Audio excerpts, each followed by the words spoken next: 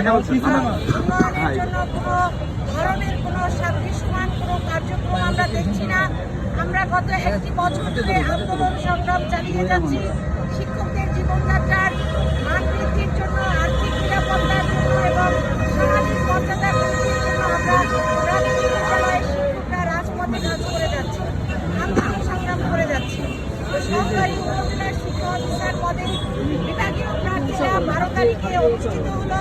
সেখানে আমরা দেখতে পেয়েছি সামাজিক যোগাযোগ মাধ্যমে যারা পরীক্ষায় অংশগ্রহণ করেছে তারাও অনেকেই নিশ্চিত করেছে যে কিছুটা বর্ষা শিক্ষার্থীদের যিনি পরীক্ষায় অংশগ্রহণ